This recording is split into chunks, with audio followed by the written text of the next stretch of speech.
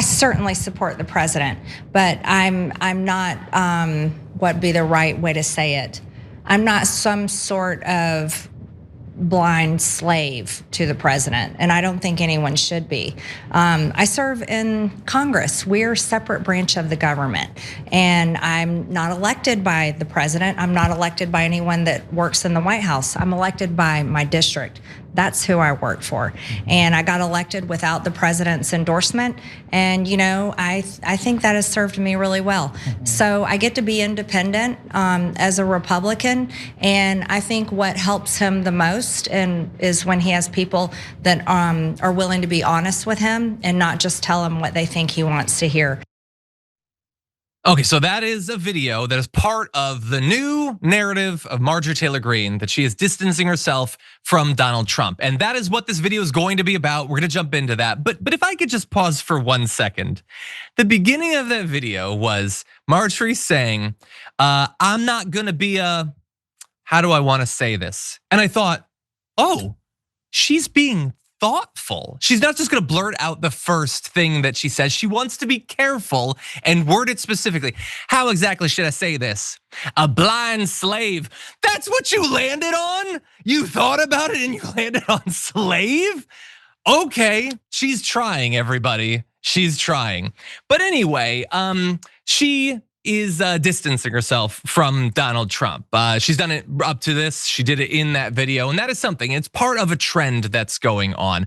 But I don't think that we can just accept her supposed independence at face value, especially coming from someone who has been as repeatedly historically dishonest as Greene. Maybe it's true, but maybe it's not. We have to think about it. We have to think carefully, like she did before blurting out the word slave. We're gonna look at the actual evidence, okay? So it is true that she has distanced herself from him on some issues, including on issues that actually mattered. She's opposed some of his policies and some of his priorities. So for instance, on the shutdown, which we'll get to, she has a tweet about that, and on the Epstein files, where she appeared with survivors. That is something that very few Republicans have done. It's not something that I would have expected from her a year or two ago. So point in her column for that. And on the shutdown thing, she put up this tweet, and as usual, it's way too long. This is not even the full tweet, by the way.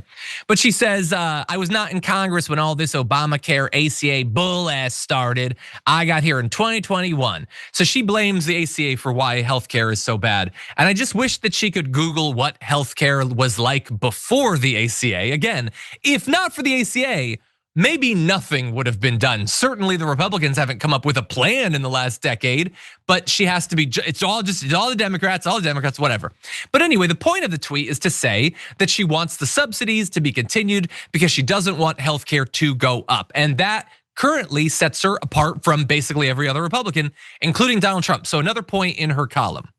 But then also, like when you read that tweet, she says, no, I'm not towing the party line on this or playing loyalty games. I'm a Republican and won't vote for illegals to have any taxpayer funded healthcare or benefits. So she has to throw in the thing that's not true. Okay, whatever. But then she goes on, I'm America only. I'm carving my own lane.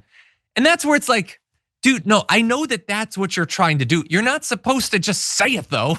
Like you're supposed to, like show don't tell is the advice that's generally given to writers. And since you can't go on Twitter without writing a novel, you should take that advice. So anyway, she set herself apart from Donald Trump, but I have noticed that there is still a line that she will not cross. It's a line that I also noticed Laura Loomer will not cross, which is he is still hands off. She will disagree with him, even on very important issues, but she will not criticize him on those issues. So she'll stand with the survivors of Epstein. She will call for the documents to be released. She will not say, Donald Trump, stop covering up the Epstein files. She has to pretend, like they all do, those who will criticize it all, like Laura Loomer, that it's Pam Bondi, or it's Besant, or it's Lutnick, or it's AIDS, or it's somebody else, never Donald Trump. I disagree with him, but not specifically. I'll criticize a position that he holds, but pretend that it's not him that's actually holding it. And I think that that actually matters, especially when you get to the more substantive stuff. Because although these are issues that do matter, will she acknowledge his corruption, for instance? Like someone who is truly carving their own path, who is not towing the party line, should be able to indicate that, for instance, his company getting $2 billion from like the UAE with World Liberty Financial is utterly corrupt. Can she identify that? So far, no, she can't. Because although she will distance herself from his position, she will not criticize him specifically.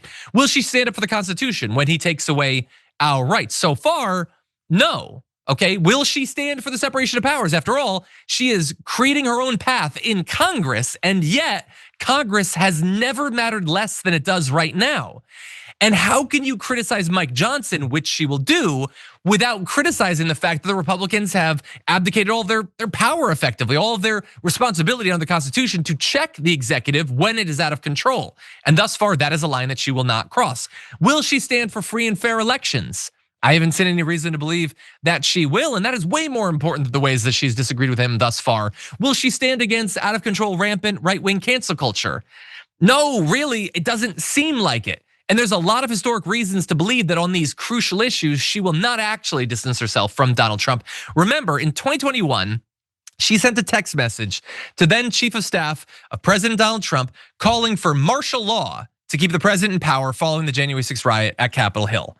So when Donald Trump lost the election and then did a riot to stay in power, she wanted martial law to be called to nullify the results of the election. Now, I understand that she would say, well, no, but actually he did win because Soros and trans aliens or whatever. She'll say whatever conspiracy theory she wants. But what she will not do is stand with the electorate, stand with the majority, the millions. He lost by like 7 million votes, and that was not enough.